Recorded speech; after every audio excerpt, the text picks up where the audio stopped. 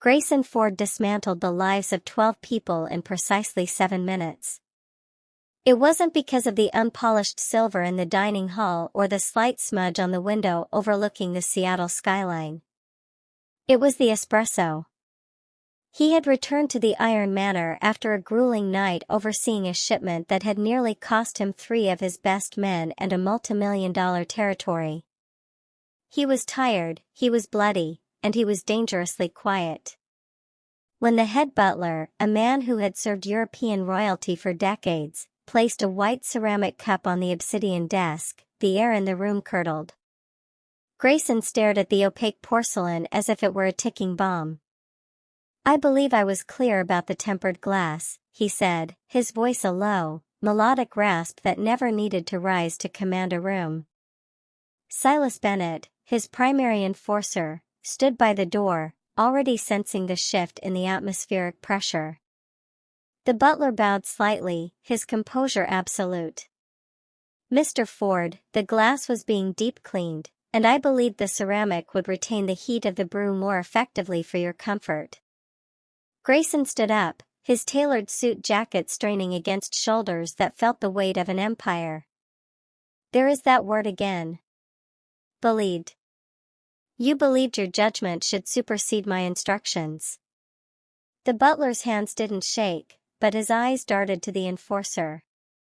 "It was a simple substitution, sir." Grayson walked around the desk, his presence filling the office like a predator entering a small cage. "Misplaced initiative is a form of betrayal in this house. If you cannot follow a simple instruction regarding a cup, how can I trust you to keep a secret that keeps us all alive? You're fired.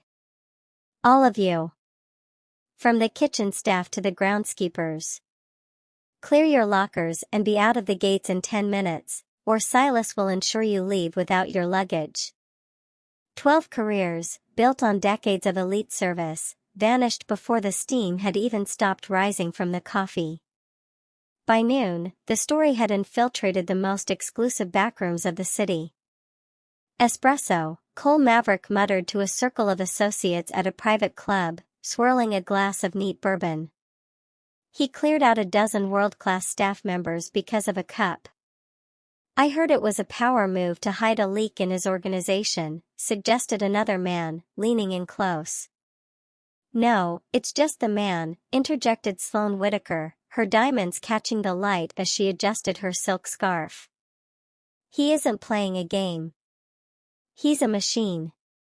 He doesn't want humans in that house, he wants ghosts who don't breathe his air. He's cold, he's efficient, and he's utterly hollow. It's like looking at a beautiful statue and realizing there's nothing but ice on the inside." 3 miles away, in a windowless office behind a high-end security firm, Silas Bennett was looking at a woman who seemed to disappear into the gray paint of the walls. Her name was Emery Vaughn. She sat with her hands folded, her dark hair pulled back into a tight, severe bun, wearing a plain uniform that offered no hint of the woman beneath. "You understand the history of this position?" Silas asked, sliding a thick non-disclosure agreement toward her. "He has burned through 4 agencies in a year. The man is a nightmare." Emery didn't blink. She didn't reach for the pen. She simply looked at the enforcer with a calm that felt like a shield. "What did the others do wrong?" she asked. "They tried to be helpful," Silas replied. "They tried to be seen. Grayson Ford doesn't want a maid. He wants a shadow." "Can you be a shadow?" Emery finally picked up the pen. "I've been a shadow my entire life. Hey family, before this story begins, I want you to do something real quick. Drop a comment below and tell me where you're watching from. Your comments fuel these stories. And don't forget to hit the subscribe button because what happens next will leave you speechless."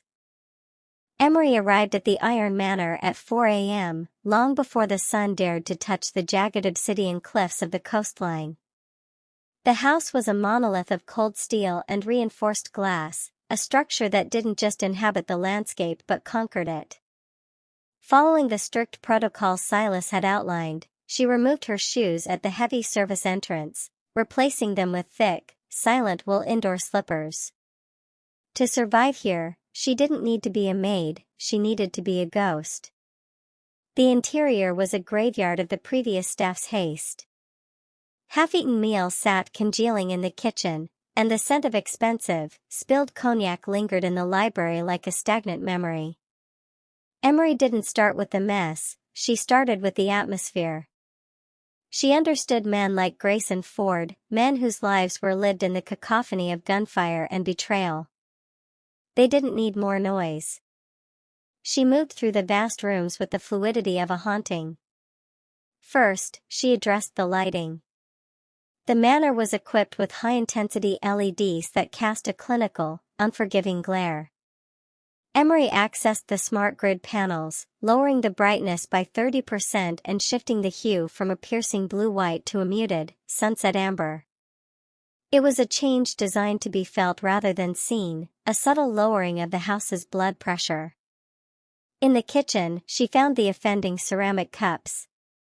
She didn't just hide them, she organized the tempered glass vessels in a precise, geometric line, ensuring the handles were all angled at exactly 45 degrees to the right, perfectly positioned for a man reaching out in a state of sleep-deprived autopilot. She prepared a crystal carafe of water, infusing it with thin slices of pear and a hint of mint, placing it exactly where his hand would fall upon entering his study. By noon, the house had been scrubbed of its chaotic history. The silver was polished to a mirror finish, and the air carried only the faint, crisp scent of rain and ozone. Emery worked in a state of hypervigilance, her ears tuned to the distant hum of the estate's security gates. She was a master of the gap, the brief moments when a room was empty. She cleaned the master suite while he was in the gym, she sanitized the gym while he showered. As she polished the obsidian desk in his study, her hand caught a stray beam of light. The crude copper ring on her finger, with its jagged shard of blue glass, shimmered against the dark stone. It was a piece of trash in a palace of treasures, a jagged reminder of a world where glass wasn't tempered and life wasn't tailored. She quickly pulled her sleeve down, tucking the memory away. Grayson came home at dusk. Emery was already tucked into the servants' crawlspace behind the kitchen, watching through the slats. He stopped in the foyer, his shoulders tensed as if expecting an attack. He looked at the amber glow of the lamps, then at the perfect line of glassware. He didn't speak. He simply exhaled, a long, ragged sound of a man who had finally found a place where he didn't have to fight the room. The shadow had done its work. Emery waited in the dark, her heart beating in time with the silent house, the invisible service finally begun. Grayson Ford didn't believe in ghosts, but for the first time in a decade, he felt as if his house was being haunted by a benevolent one. He returned to the Iron Manor after a midnight meeting with the Triad heads, his knuckles bruised and his mind a jagged landscape of tactical maps and betrayal. Usually, the threshold of his home was where his tension spiked. The harsh lights of the foyer typically felt like needles against his tired eyes, and the hollow echo of his own footsteps served only to remind him of the silence he had built but couldn't seem to enjoy. Tonight, however, the air didn't bite. As he stepped into the foyer, the lights didn't pierce his vision, they glowed with a soft, honeyed warmth that seemed to catch the edges of the obsidian walls rather than bounce off them. He stopped, his hand hovering over his holster, waiting for the familiar surge of a migraine. It didn't come. The manor was silent, yet it didn't feel empty. It felt held. He walked into his study, his boots making no sound on the rugs that had been deep-cleaned of the previous day's grit. On his desk sat the tempered glass vessel he had demanded, filled with a dark, perfect espresso. Next to it was the crystal carafe of pear-infused water. He took a sip of the water first. It was crisp, cold, and exactly what his parched throat needed before the bitter heat of the coffee. As he leaned back in his leather chair, Grayson realized the noise in his head had dimmed. For years, he had lived in a state of hypervigilance, his brain constantly scanning for the one thing out of place, the one staff member trying to be helpful, the one servant who smelled too strongly of perfume, the one maid who moved his pens. But tonight, everything was exactly where it should be, yet somehow better. The armory door was closed, but he noticed through the gap that the weapons had been oiled and aligned with surgical precision. He closed his eyes, and for a fleeting second, his mind didn't take him back to the docks or the blood-stained alleys. Instead, he smelled a faint, impossible scent underlying the crisp ozone of the room, something like old paper and the salt of a distant ocean. It was the scent of the library at St. Jude's Home for Boys, a place he hadn't thought of without a shudder in 20 years. He opened his eyes, scanning the shadows of the room. "Silas," he muttered into his comms, "who did you hire?"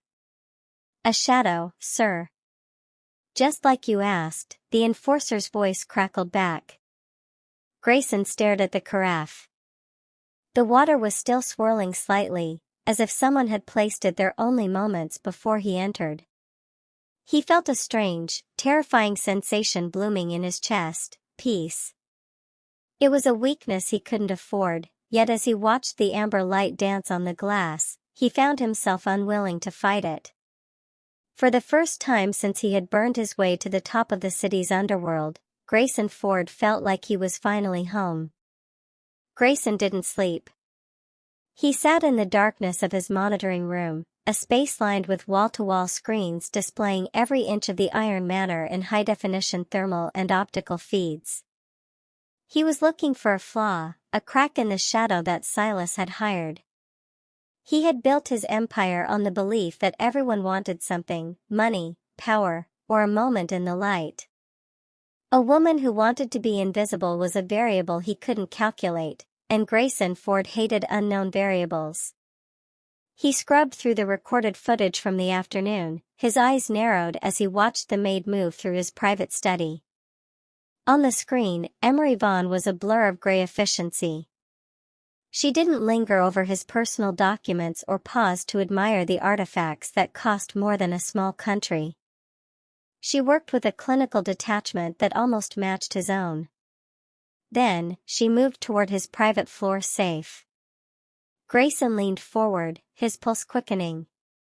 Most people would hesitate, their eyes darting toward the keypad, but Emery didn't even look at the lock. She reached for the heavy obsidian paperweight atop the desk to dust beneath it. As she did, a rogue beam of sunlight pierced the reinforced glass window, catching her left hand. Grayson froze. He hit the playback, slowed the frame rate to a crawl, and zoomed in. The image pixelated for a second before snapping into sharp, punishing clarity. On her ring finger sat a piece of twisted, blackened copper wire. It was crude, the work of a child's unskilled hands, circling a jagged, raw shard of blue glass. It was the color of a midsummer sky, worn matte by time but still holding a ghost of its former brilliance. The tempered glass in Grayson's hand shattered. He didn't feel the shards bite into his palm or the warmth of the blood beginning to drip onto the control console. His entire world narrowed until it was just that ring, the blue glass shard he had scavenged from a Portland junkyard 20 years ago. He remembered the smell of rust and wet pavement. He remembered the girl with the crooked braids who had given him the glass because it matched his eyes. He remembered the promise he had made as a starving 12-year-old, a promise he had buried under a mountain of bodies and billions of dollars. "I'll marry you. When I'm rich, I promise." "It's not possible," he whispered, his voice cracking for the first time in a decade. He watched the loop again. Emery Vaughn didn't look like that little girl anymore. The braids were gone, replaced by a severe, professional bun.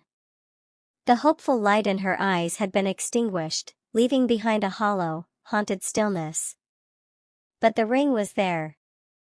She had kept it through the foster homes, the poverty, and the 2 decades of silence. Grayson stared at his blood-slicked hand, then back at the screen. He wasn't looking at a maid anymore. He was looking at his soul, standing in his study with a dusting cloth, wearing his heart on her finger. The ice in his veins didn't melt, it shattered. He didn't know if she was there for revenge or by some cruel twist of fate, but he knew one thing: the shadow had a name, and he was never letting it disappear again. Grayson didn't confront her. The instinct to strike, to demand answers with the blunt force of his position, was countered by a deeper, more agonizing curiosity. He needed to know if she remembered the boy he had been, or if she was simply wearing a ghost on her finger. He spent the night in his private library, a vault of rare editions and leather-bound secrets, searching for a specific ghost of his own. The next morning, Grayson left for a meeting he had no intention of attending. Instead, he watched the security feed from the back seat of his armored SUV. Emery entered the study at 9 a.m. sharp.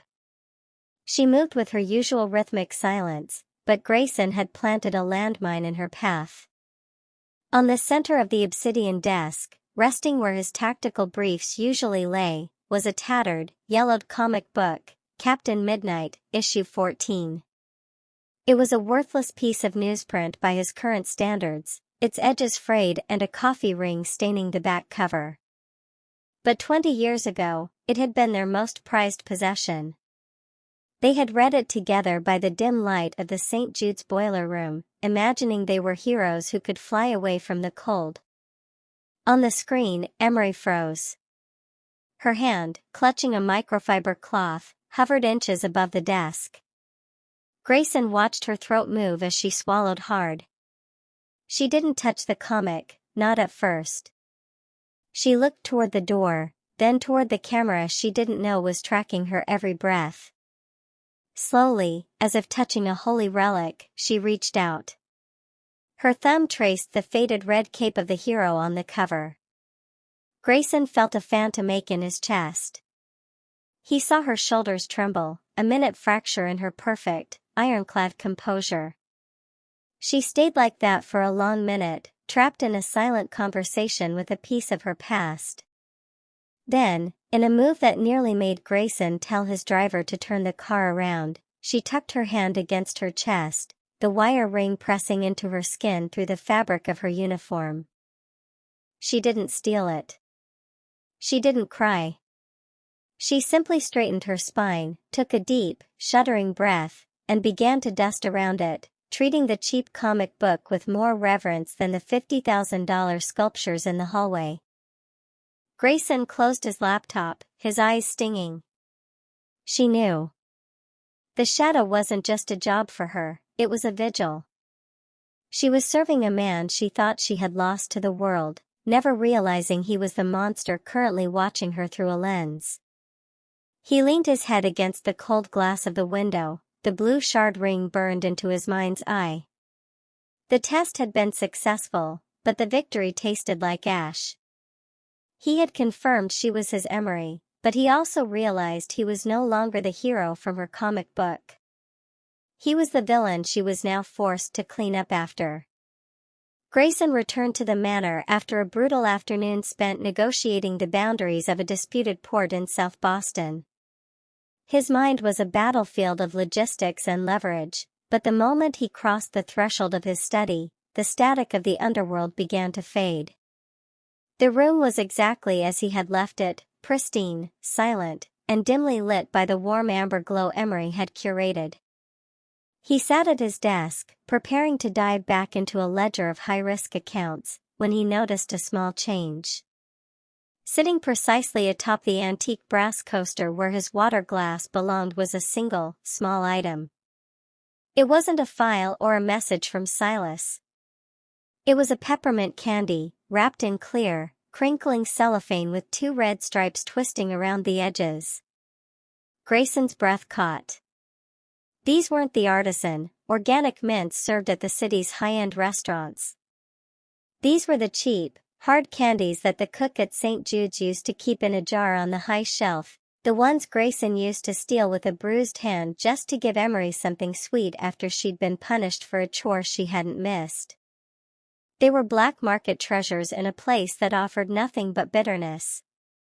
He picked it up, the cellophane crinkling loud in the silent room. It felt like a confession. Emery wasn't just working, she was answering his test with a signal of her own. She was telling him that she knew exactly whose house she was cleaning. She was telling him that the boy who stole peppermints hadn't completely disappeared into the man who stole empires. He didn't eat it. He couldn't bring himself to break the seal on a memory that felt so fragile. Instead, he opened the top drawer of his desk, the one that held his untraceable burner phones and a cold steel pistol, and placed the candy inside. It looked absurd sitting next to the tools of his trade, a small spark of red and white against the dark machinery of his life. He looked up at the corner of the room where the security camera was hidden, his expression unreadable. He knew she was somewhere in the house, moving like a phantom through the corridors, perhaps wondering if he would throw the candy away or if he would recognize the ghost of the boy he used to be. For the first time, the Iron Manor didn't feel like a fortress he was defending.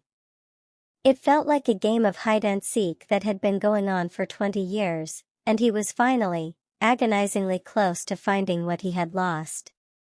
The silence of the house was no longer hollow, it was a conversation, and for the first time in his adult life, Grayson Ford had nothing to say. The following Tuesday, Grayson returned to a house that felt unusually heavy with the scent of wood smoke and black pepper.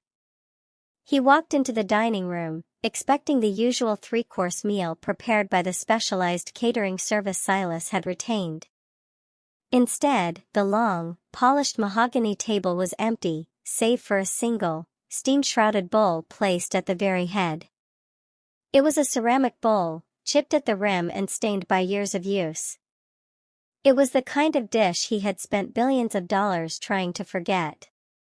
Inside was a thin, watery stew of potatoes, cabbage, and far too much pepper, with only a few scraps of tough meat floating on the surface. It was the orphanage special, the meal served every Thursday at St. Jude's when the donations ran dry. Grayson stared at it, his throat tightening so violently it was a struggle to draw air. This was no longer a game of cat and mouse. It was an excavation of his heart. He pulled out the chair and sat, the silence of the manor pressing in on him like a physical weight. He picked up the tarnished silver spoon and took a bite. The flavor was a sensory assault. It tasted like cold dormitories, like the sting of a winter wind through a thin jacket, and like the shared whispers of two children who had nothing but each other. It was a poor meal, a nothing meal, and yet, as the heat hit his stomach, the ironclad walls Grayson had built around his soul began to crumble.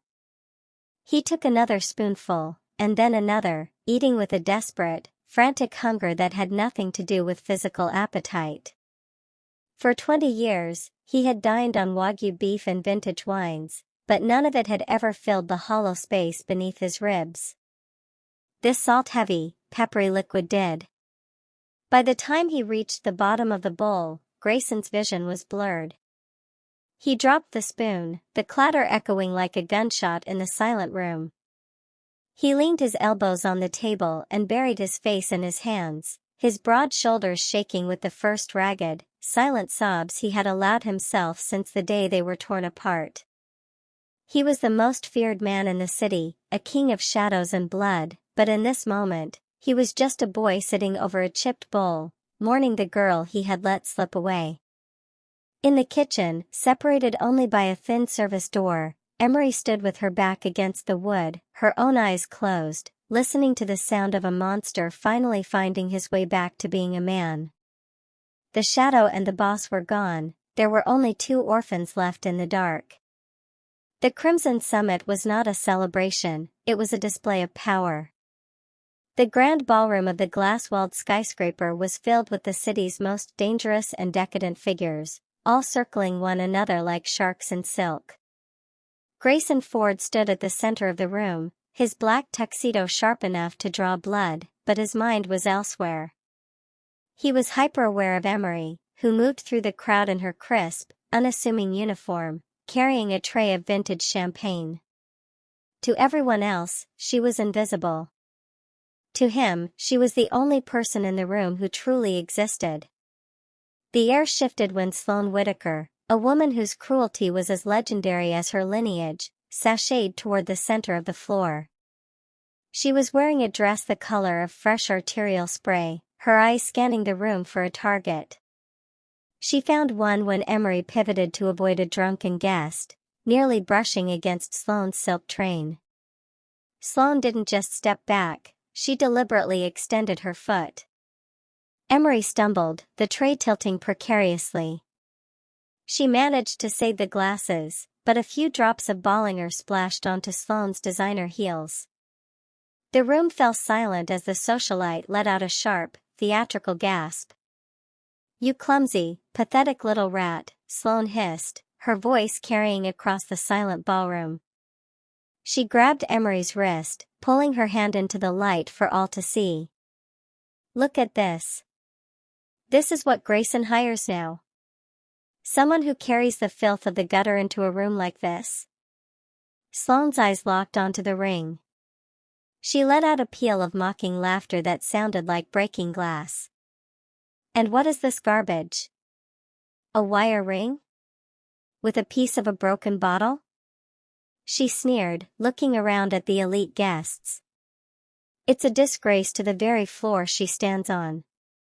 With a violent jerk, Sloane tore the ring from Emery's finger. Emery let out a small, soft cry of protest, her hand reaching out instinctively, but Sloane was faster. She tossed the crude copper band onto the marble floor and ground her stiletto heel into it, the blue glass shard shattering with a sickening, final crunch. "There," Sloane smiled, her eyes gleaming with malice. "I've done you a favor. Now go clean up that mess, if you even know how to do that right." The elite guests began to chuckle, a low, cruel sound that rippled through the hall. Emery stood frozen, her face pale, staring at the crushed remnants of the only thing she had left of the boy she loved.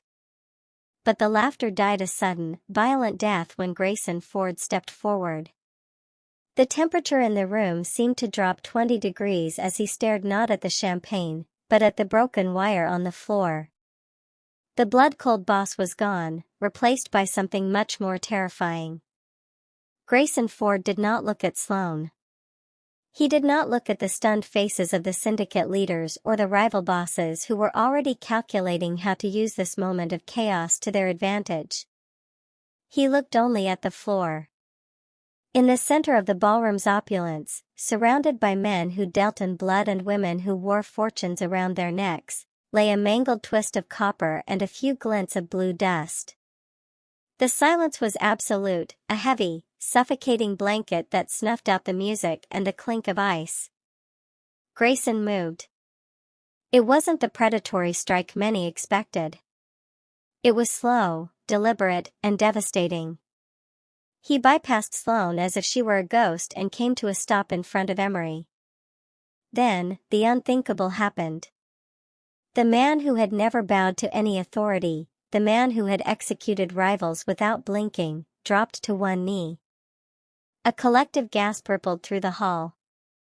Cole Maverick's glass slipped from his hand, shattering on the marble, but no one looked at him. They were all watching Grayson Ford, the king of the Iron Matter, kneeling in the dust at a maid's feet. With fingers that had pulled triggers and signed death warrants, he began to meticulously gather the fragments of the blue glass. He picked up the flattened copper wire, his thumb tracing the indentation left by Sloane's heel. The room watched in a trance of disbelief. "Grayson," Sloane whispered, her voice trembling as the reality of her mistake began to dawn on her. It's trash. I can buy you 1,000 diamonds to replace." "You couldn't afford a single atom of this," Grayson said. His voice wasn't loud, but it carried to every corner of the ballroom like a death knell. He stood up, the crushed ring held in his palm like a sacred heart. He turned to face the room, his eyes burning with a terrifying, cold fire. This ring, he said, holding it up so the light of the chandeliers caught the remaining blue shards, is the only thing in this room that has any real value. It represents a promise made by a boy who had nothing to a girl who gave him everything. You call it trash because you are hollow. You laugh because you have forgotten what it means to be human. He looked directly at Cole Maverick and the other bosses. Consider this a formal declaration. This woman is not a maid. She is the keeper of my soul. If any of you so much as breathe in her direction without my permission, I will burn your empires to the ground and salt the earth. He turned back to Emery, whose eyes were overflowing with tears she could no longer hold back. He reached out, his hand trembling slightly, and pressed the crushed ring into her palm. I'm sorry it took me so long to find you, he whispered.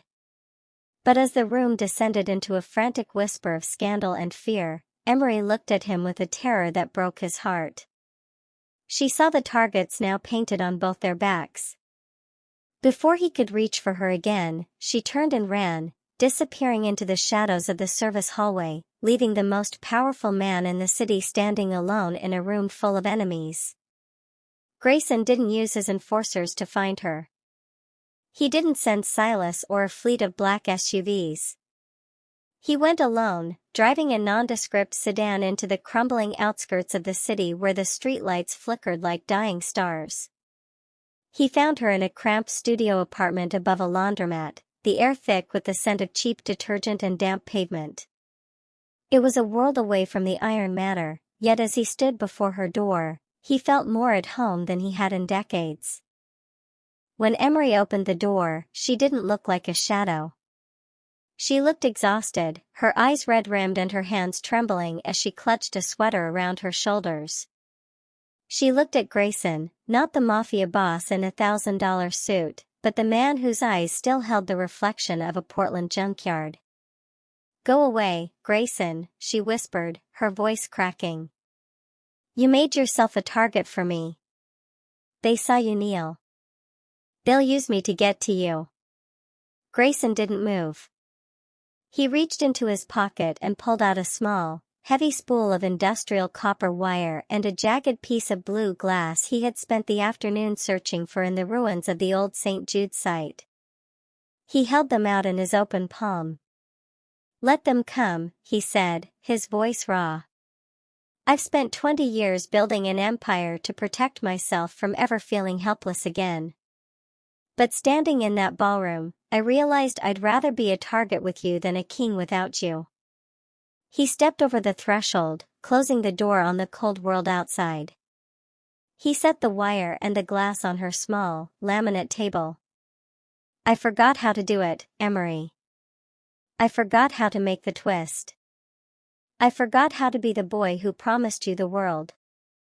Emery looked at the wire, then at his face. The silence between them wasn't the sterile quiet of the matter, it was a living thing, breathing with the weight of 2 decades. Slowly, she reached out and took his hand. Her fingers were rough, but her touch was the only thing that had ever made him feel grounded. I'll teach you, she breathed. In the dim light of the tiny apartment, the most dangerous man in the city sat on a mismatched chair and watched as the woman he loved began to twist the wire. He didn't care about the ports, the territories, or the billions. He watched the copper coil, a new ring forming under her guidance, a symbol of a promise that hadn't been broken, only delayed.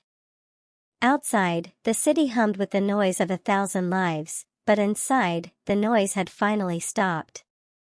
Grayson Ford had traded his empire for a piece of glass and a spool of wire, and as he slid the new ring onto his own finger, he realized he had finally made good on the only deal that ever mattered. The orphan had come home. If this story touched your heart, please press like and share it with those you love so they too can hear this meaningful tale. Do not forget to subscribe and turn on notifications so you do not miss the emotional stories we bring you every day. We sincerely thank you for staying with us until the very last moment. Wishing you and your loved ones abundant health, joyful lives, and hearts always full of love. Goodbye.